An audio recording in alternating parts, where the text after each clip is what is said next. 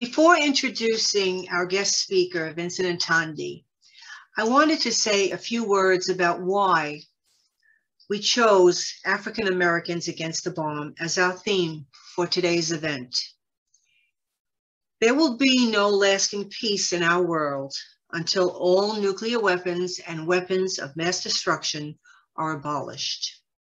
When the first atomic bomb was dropped on Hiroshima on August 6, 1945, African Americans raised their voices loud and clear. They organized. They used the Black Freedom Press to stand against the bomb.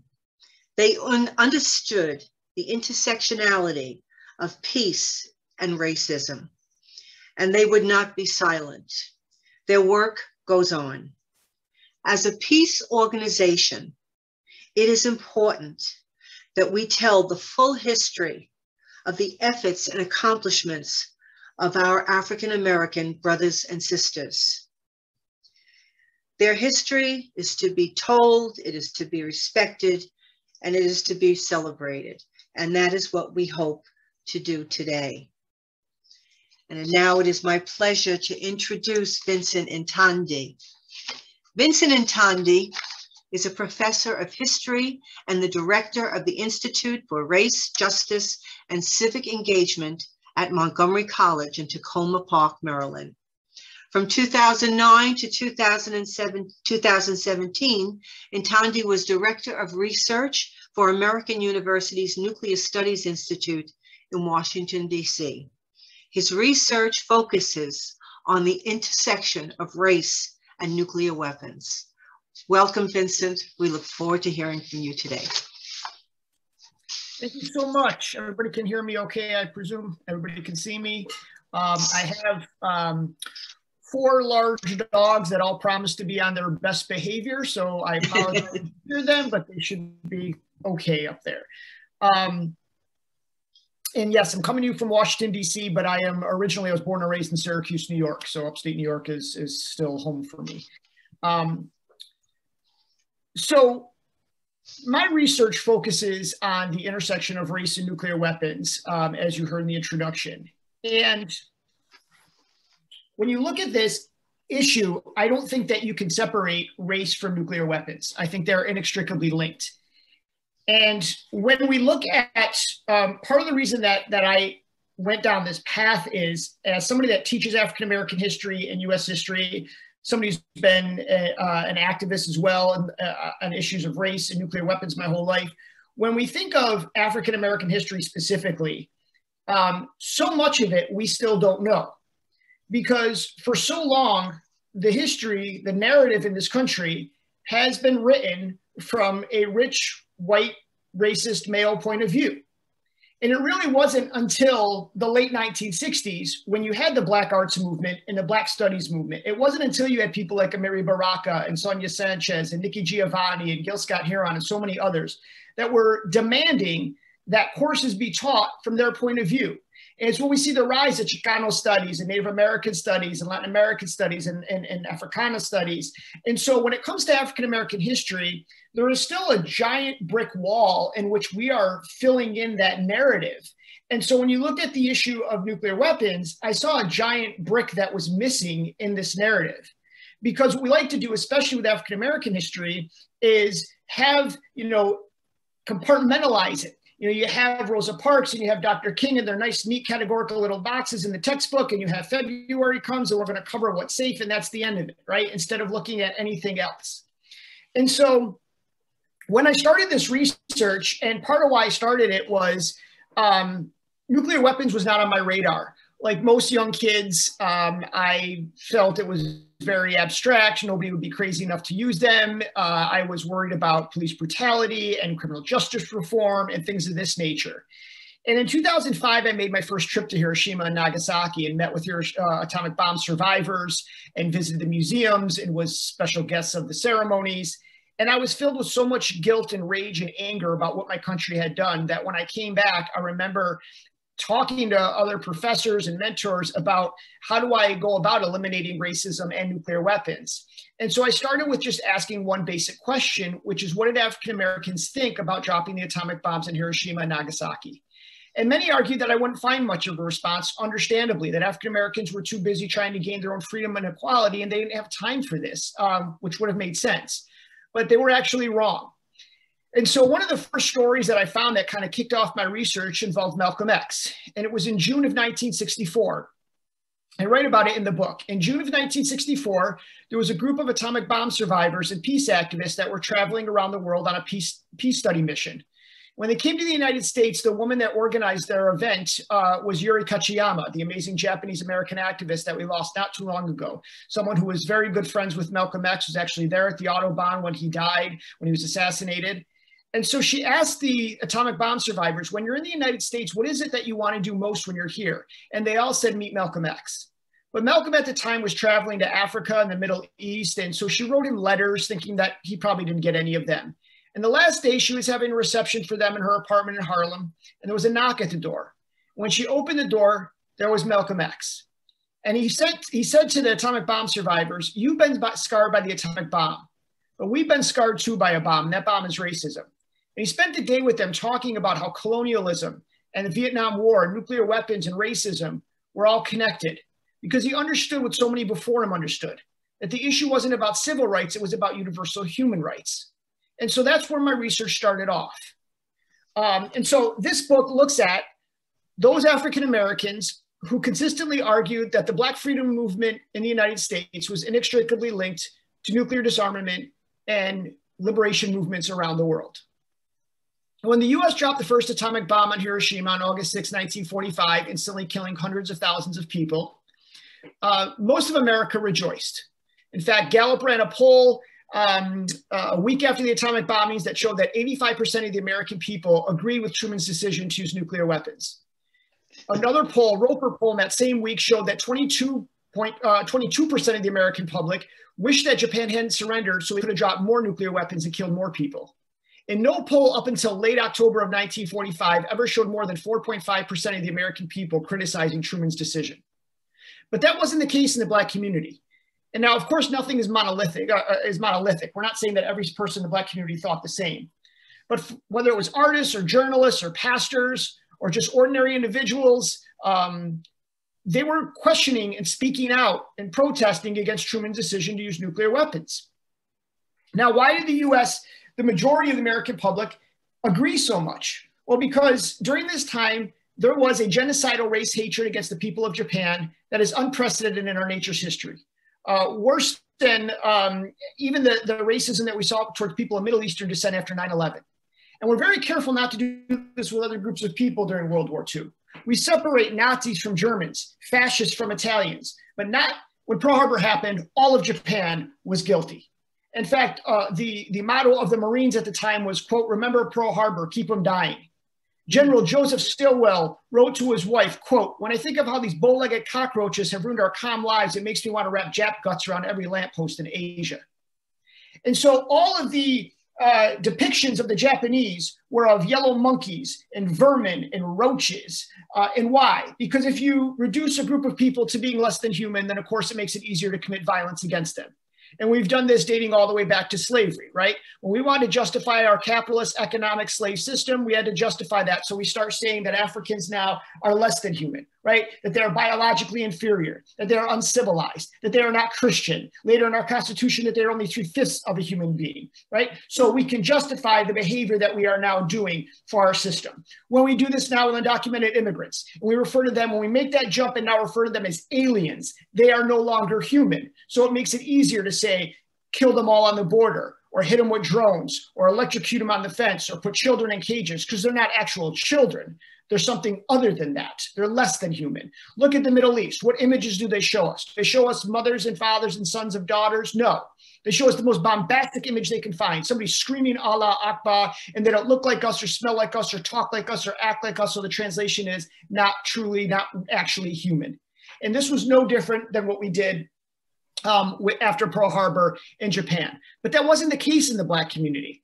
Because in the Black community, before the bomb was ever dropped, and before Pearl Harbor even happened, there was an affinity already built in many parts of the Black community. And what I mean is people like W.E.B. Du Bois had already been traveling to Asia and written about Asia, and he was lionized in various countries over there.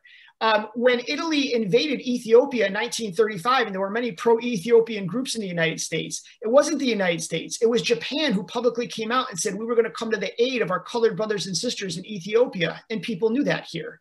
When Japanese internment happened, there were many in the Black community that said, here's a group of people that committed no crime, are being put in these cages because of the color of their skin. This could happen to us. And they start sneaking food and medicine into the concentration camps for the Japanese people. So even if you look at groups like the Nation of Islam, they still refer to themselves as, quote, the Asiatic Black man, and feel there's a connection between Asia and Africa. So some of these connections were already built in. And after the bomb was dropped, the first bomb was dropped on August 6th, 3 days later, August 9th in Nagasaki. For the initial reaction, I did start looking at the Black press, the Chicago Defender, the Pittsburgh Courier, the Baltimore Afro-American.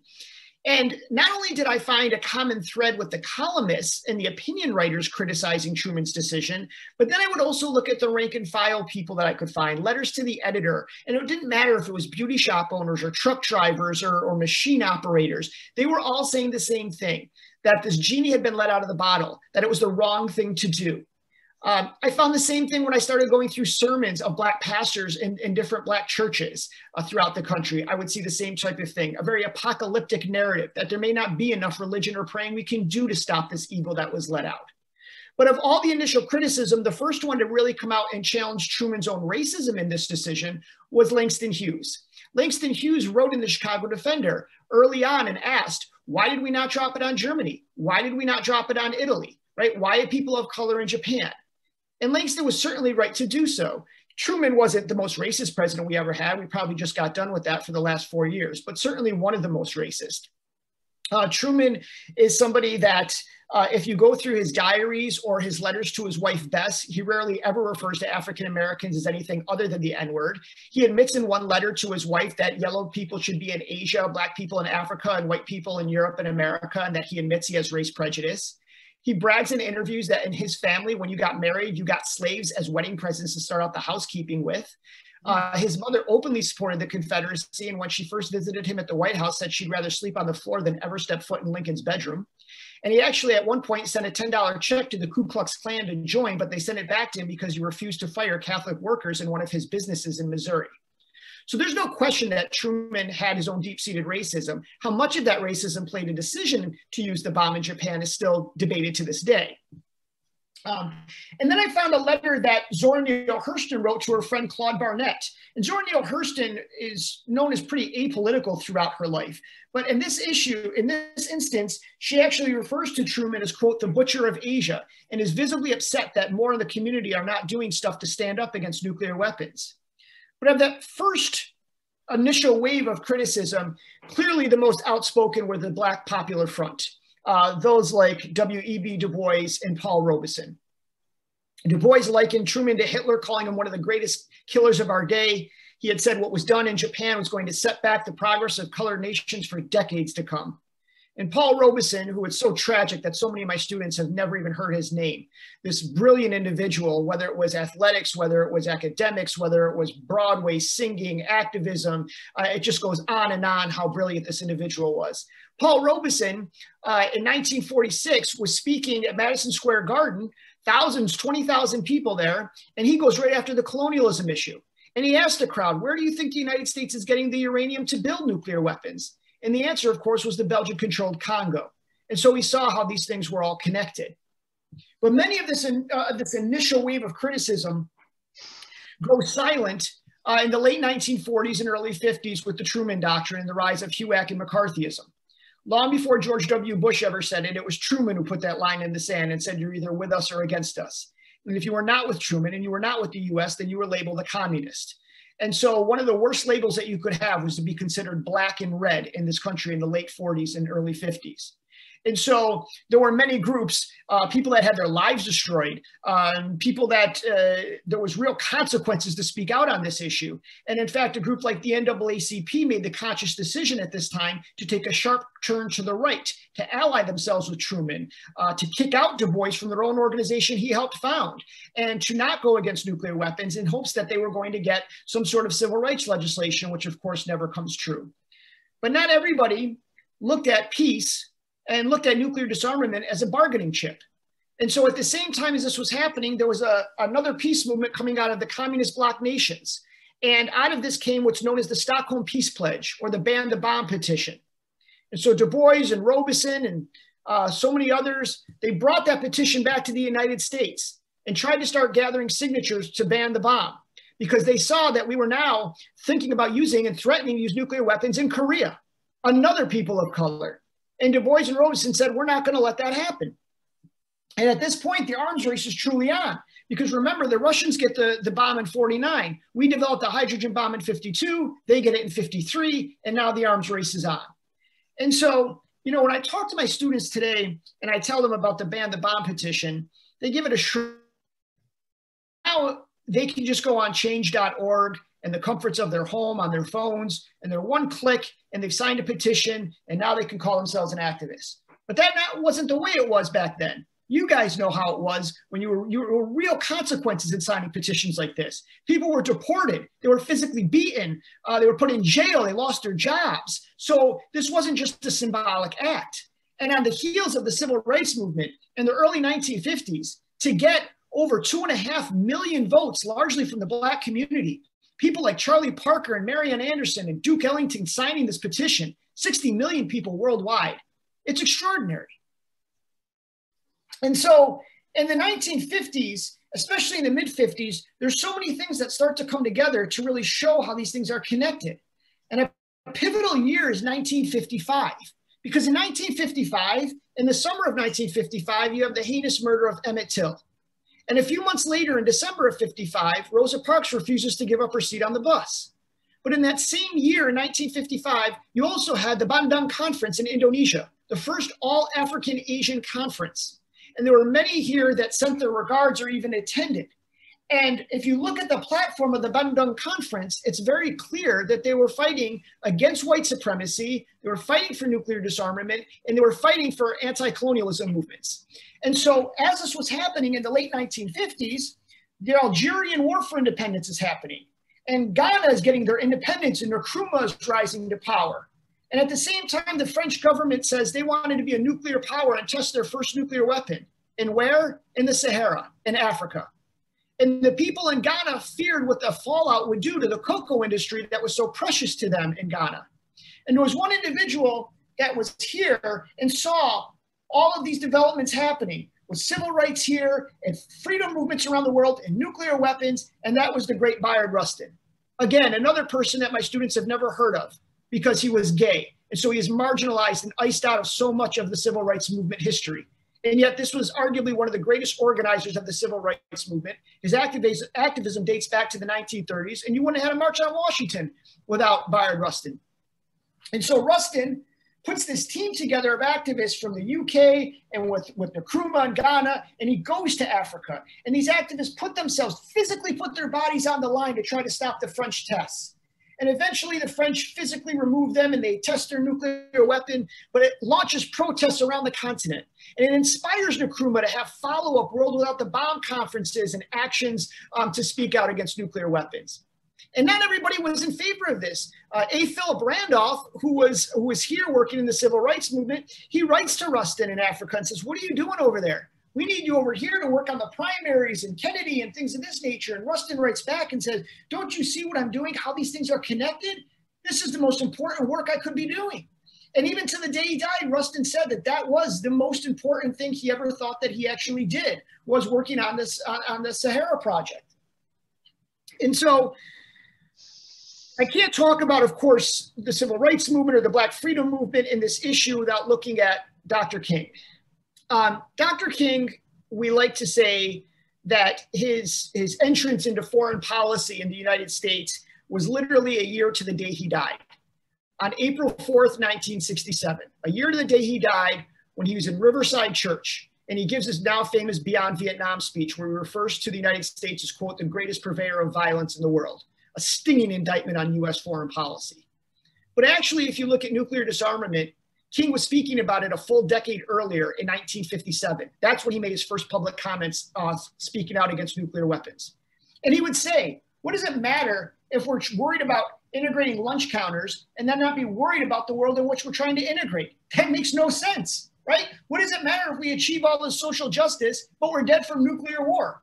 How can you not see that, right? He talks about the triple evils of militarism and capitalism and racism and how these things are connected. And where did King get this inspiration from? His wife, Coretta Scott King. Coretta was a long-seasoned activist dating back to her days at Antioch College. She was a member of Women's Strike for Peace and Women's International League of Peace and Freedom.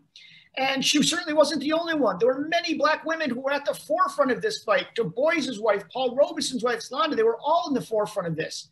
But the problem for a lot of the Black women involved in this fight was that they were dealing with racism within the peace organizations. And so for Women's Strike for Peace, I read about there was a conference in Detroit in which a national conference, and the Black women wanted to have signs there that said desegregation or disintegration. And the white members said, no, they didn't want to tie race into this. And it was Coretta who had to broker the deal on things like that. And then you had people like Lorraine Hansberry.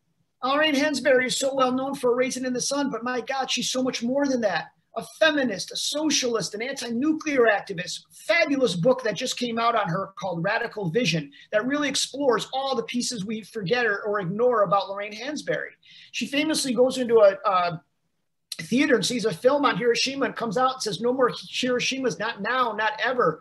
The last play that she ever wrote was about a nuclear holocaust and what happens to the 2 lone survivors and how we deal with that. So there's so much more to these individuals than we like to actually talk about or see. And you know, if you look through the 1960s, of course, we threatened to use nuclear weapons in Vietnam, again on a people of color. And you know, groups like the Black Panther Party. If you go and you look at Executive Mandate number 1, read by Bobby Seale in 1967 at the Sacramento courthouse, he explicitly ties the atomic bombings of Hiroshima and Nagasaki to the Black freedom struggle in the United States.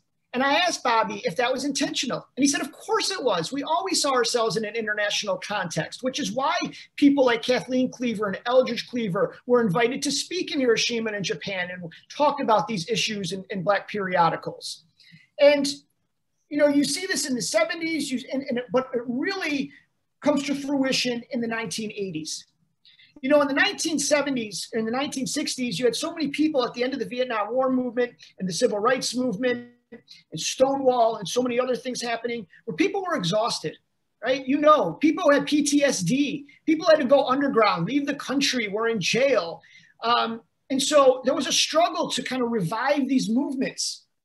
And I can tell you in one word, what revived the movement for nuclear disarmament in the 1980s? Reagan. When Reagan came in, he announced that he was going to increase military spending, especially for nuclear weapons, by $180 billion, while cutting social spending for the poor by $140 billion. And a lot of those programs really hurt the Black poor communities. And this got them to rise up and say, no, this economics doesn't add up. We need to fight back on this. Old groups like SANE and others started, and Union for Concerned Scientists and Physicians for Social Responsibilities found new life in the 1980s. And you saw it coming from all directions. You know, I remember when I was writing this book, I was also writing for the Huffington Post about some of these issues. And I got a phone call from a gentleman. He said, I know what you're working on. I got to meet with you. And so we met together, African-American gentleman, and his name was Greg Johnson. He's in the book. And he says that, you know, at the time in the early 80s, he was a librarian at Georgetown, and him and his wife were very interested in this issue. And they went to the white pacifists, the white peace groups, and said they wanted to be part of this. But nobody took them seriously. They said, nah, nobody in your community cares about this. And so the two of them, with a rotary phone and one flyer, started a group called Blacks Against Nukes. And it grew to hundreds of members in multiple chapters, and they spoke in Hiroshima and were featured in Jet and in Essence. And here were two ordinary people doing something extraordinary, right? And, you know, I love to see the rise again of a socially conscious athlete. You know, whether it's Trayvon Martin's death making, you know, and LeBron and James and Dwayne Wade and so many others throwing their hoodies up in protest. Of course, Colin Kaepernick and Michael Bennett and so many others. And when we think of the socially conscious athlete, we automatically think of the '68 Olympics, right? With John Carlos and Tommy Smith putting their fist up in the air. We think of Muhammad Ali, of course, right? So many others. but there were also other athletes in the 1980s that were fighting for nuclear disarmament. And they were called Athletes United for Peace. Professional athletes in this country working with Russian athletes, many of them African American.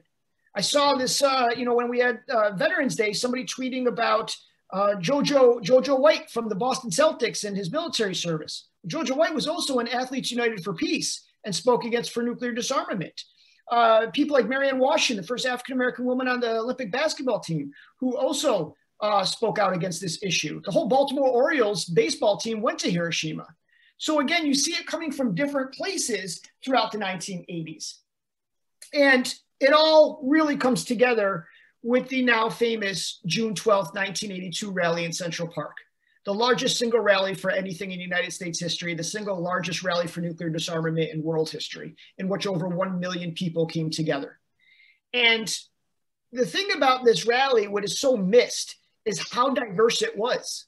Again, we like to think this was just a white middle class issue, and it wasn't. In fact, 50% of the leadership that day was African American, led by the great Herbert Daughtry, the Reverend Herbert Daughtry, and the Black United Front. You had people like Ozzie Davis and Ruby Dee and Coretta Scott King and Chaka Khan and the Wailers and Rita Marley and Richie Havens. I could go on and on of how many Black performers and poets and speakers there were at this event. Thousands of African Americans pouring out of Bed-Stuy in Harlem, speaking out against nuclear weapons. It was an incredible moment that did, in fact, influence the Reagan administration to change their stance on nuclear weapons. And the hardest part for me in writing this book was tackling President Obama, because the book came out in 2015, and at the time he was still president. And I knew I was going to have to write about him, but as a historian, the worst thing I want to do is predict something and then be wrong, and then it's there for life, right? So I had to kind of tread lightly on this one. And so President Obama, as a student at Columbia, wrote about nuclear disarmament and nuclear issues. He reported on the June 12th rally. And as he went into his political career, constantly talked about this issue. But one thing to remember is he certainly wasn't the first. For a very long time, the leaders on nuclear disarmament in Congress was the Congressional Black Caucus. People like Shirley Chisholm, most notably Ron Dellums. Ron Dellums, out of California, he was the head of the Foreign Relations Committee. Ron Dellums was so influential when Ronald Reagan announced he was going to build the MX missile and headquarter in Utah. It was Dellums who went to Utah to meet with Spencer Kimball, the head of the Mormon Church, to come out publicly and say he didn't want Reagan's missile program there. When you look at the 84 and 88 primaries, when Jesse Jackson ran for president, his platforms both years were much more anti-nuclear than any sitting Democrat, and he got millions of votes. Obama's hero, Harold Washington, first Black mayor of Chicago, won multiple awards for his work in the field of nuclear disarmament. So there is a history here of Black politicians speaking out and working against this, working for nuclear disarmament. And when Obama becomes president, a few months after his inauguration in April, he gives now the famous Prague speech, which the Prague speech was arguably the most anti-nuclear speech any president has ever given, with possibly the exception of President John F. Kennedy's commencement address at American University in June of 1963, dubbed the Peace Speech. And after that, President Obama signed the New START Treaty. He also brought together world leaders to start collecting loose nuclear weapons making materials to get them out in safe hands. And that was incredibly effective. In fact, he got enough materials to make 4 nuclear weapons out of the Ukraine before Ukraine fell into disarray. And I remember I would always go to take students to Hiroshima and Nagasaki every year with American University. And I remember the first year I went when Obama had become president. It was the first time that he allowed, or any president allowed, for a United States ambassador to attend the August 6th ceremony. It was Ambassador Ruse at the time. And Mayor Akiba, at the time, the mayor of Hiroshima, he started a campaign calling it the Obama-jority.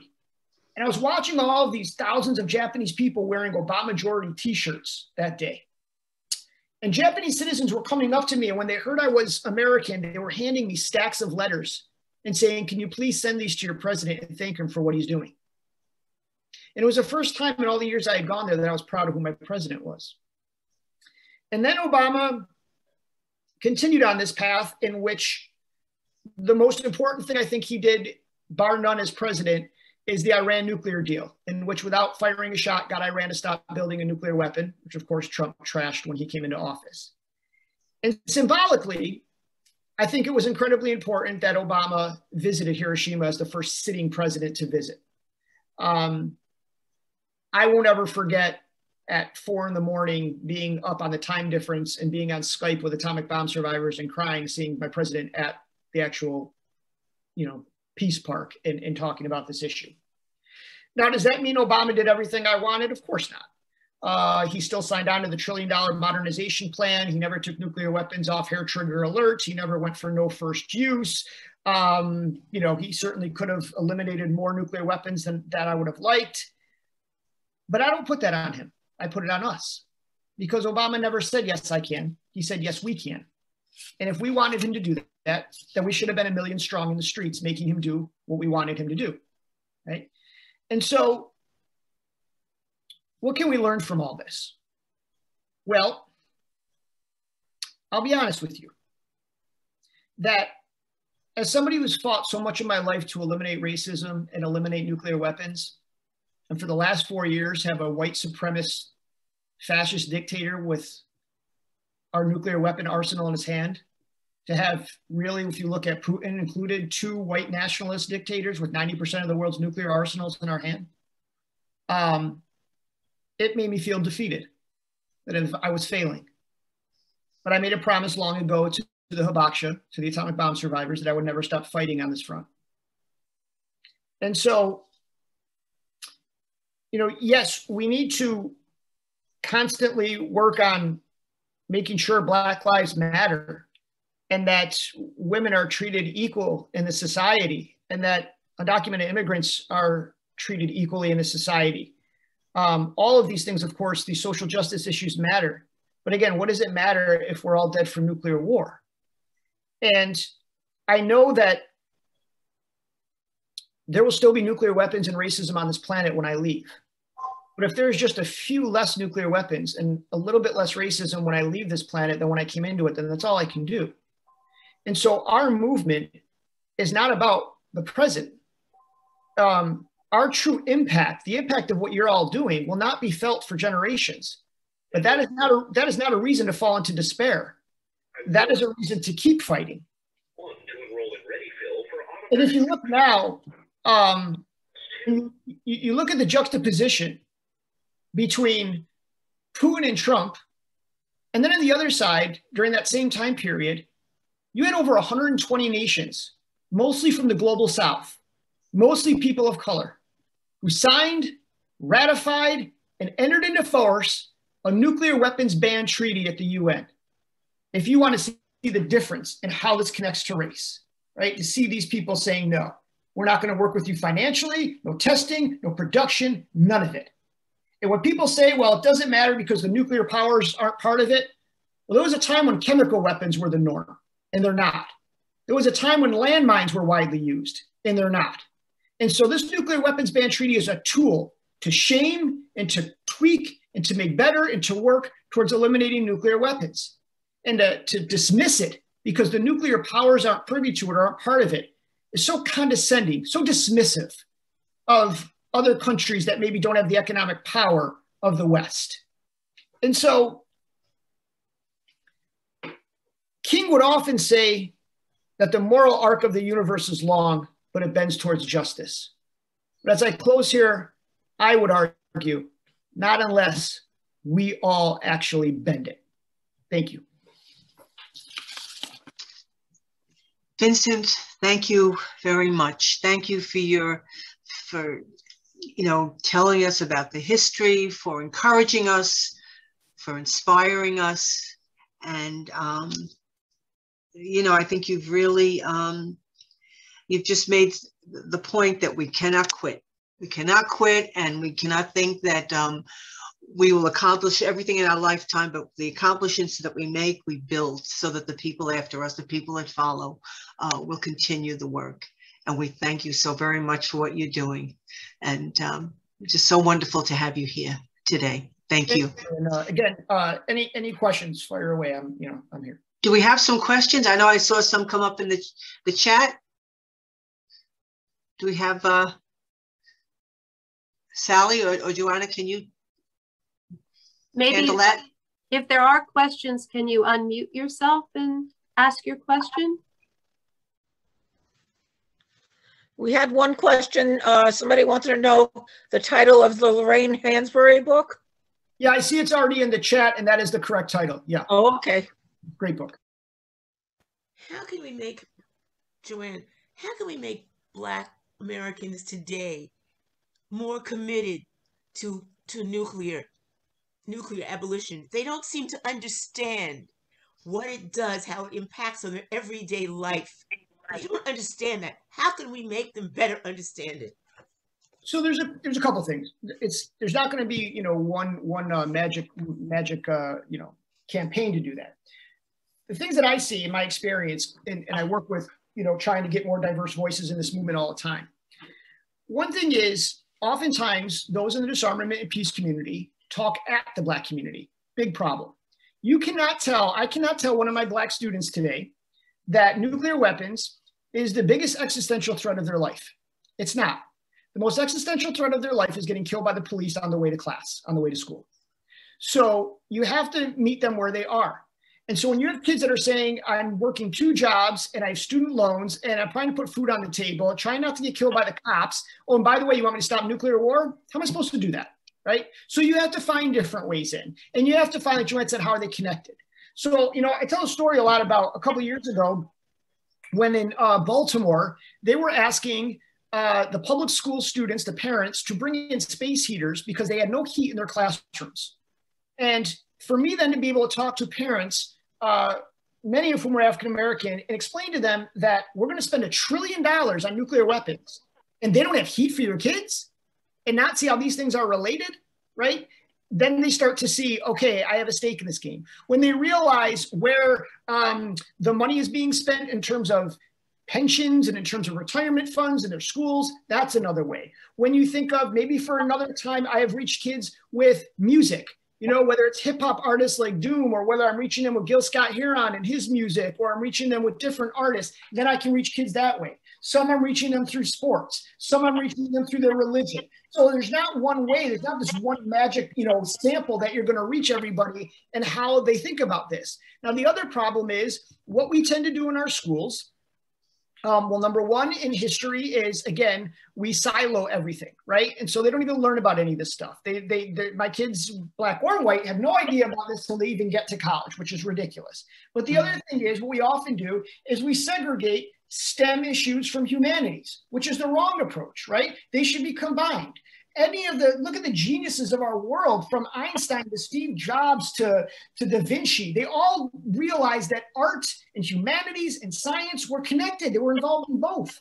And so our kids should be studying African-American history and nuclear issues throughout their careers, right? If you're taking physics classes, you should have classes on philosophy and history and these types of things. Why are we siloing all of this? And so that's another way that we should be doing things much earlier on in schools and reaching them. So there's when we think about where, if a nuclear weapon went off, it was dropped in our country, where in terms of populations in urban areas and cities, how many people would be affected, right? When you teach them about the history of Black veterans being used as guinea pigs, when we talk to them, and the other big thing is, for so long, there was a real affinity or a real connection, a Pan-Africanist connection in our history, right? When I teach my kids, most of my classes we're the most diverse school in the continental United States. And most of my classes are 50% African from all various parts of the continent, 49% African-American, and 1% other. And when I teach my African-American history classes, honest to God, I will have kids the first day that will say, I'm not African, I'm from Southeast DC. I'm from Anacostia, don't call me African, I'm not one of them. And then all my African kids say, don't call me African-American. I'm told not to even talk with them. They droop their pants, they're lazy, they don't work hard. And then my Ethiopian kids will say, don't call me West African, we're kings and queens, we were never colonized. And then I have to say, but wait, when a cop is stopping and beating your ass, does he stop first and say, wait, are you from Cameroon or Southeast, or is he just beating you because you're Black? And I watch as this semester goes on, as they refer to themselves as them and they. By the end of the semester, they start saying we. And so whether it was, Martin Delaney, whether it was Marcus Garvey with the red, black, and green flag and Pan-Africanism and talking about a God of Ethiopia, whether it was, you know, the 1960s when you had the cultural arts movement, when you had these artists, even the golden era of hip hop in the 1980s with the African medallions, when you had African Bambaataa and Zulu Nation, and you had Poor Righteous Teachers and BDP and all these folks, there was a connection about people of color around the world being connected. And I don't know how strong that is today as it used to be. On the Palestine issue, absolutely. But the more that kids can realize that what happens, you know, that old saying, an injustice anywhere is a threat to justice everywhere. And the more they can realize that what happens in the Marshall Islands and what happens to Native Americans and what happens in the Congo and what happens in African-American places, that it's all the same fight. Right? That you're all being colonized and it's all the same fight against people of color, then you'll start to, you know, this is an issue you can see that you could put at the center and then pivot around it. So there's a lot of different ways that, you know, you can get African Americans or just younger kids that maybe don't care about this issue, but, you know, we got to think outside the box and we got to think of how, you know, that's one of the reasons why I wrote the June 12th book, because I wanted to learn what did they do right and wrong? How did they pull this off in the 1980s and get so many people involved in it? You know, what can we learn from that? And so from the nuclear freeze initiatives and things like that. So those are some of the ways that I think, you know, we can work towards and, you know, be better at. It's not just the students, it's bougie blacks, to be honest, or black people who are well educated who don't make that connection either. Right. And, you know, the other thing is you also have to think of what region of the country you're in. You know, I remember giving a talk in Syracuse, New York years ago and talking about this issue. And there were a lot of folks in the crowd that said, we're with you. We don't like nuclear weapons, but the main employer in my town is Lockheed Martin. That's where my job is. And so find me another job and I'll be more than happy to quit. And so that congressman also is going to back that because, again, that's where, you know, they're hiring them and bringing jobs in. So that's the other piece that you got to think of getting people in. Okay, I think we have time maybe for two more questions. We have yeah. It's you know, the other thing too, it's hard because when you think of like climate change and why has climate change got momentum, part of that is because climate change, they knew early on that they needed a win. And the win they got was Keystone Pipeline. Now they knew that Keystone Pipeline wasn't the be all end all and that was going to end climate change, but it's tangible. It's something that kids and other people that weren't really invested in, they could get behind and they could fight and they could say, we stop this. That's harder to do with nuclear weapons. You start talking about ICBMs and no first use and treaties and forget it, gone, right? You've got to work on simplifying it and how you're going to reach them. And again, that's why I think the TPNW was so important for its language and its simplicity. And that's not a knock on it, but that, you know, and that's why the Nuclear Freeze Initiative was so successful because of its language. Okay. So do we have any more questions? I may. Do you hear me? I'm sorry? Do you hear me? Yes. Yeah. You mentioned that Reagan was a big jolt to the movement, and I do agree with that. The other part of it was Thatcher, actually. But do you also explain the later decline in the anti-nuclear movement? I mean, the decline in the support for European nuclear disarmament and CND, Campaign for Nuclear Disarmament. There was a visible decline, of course.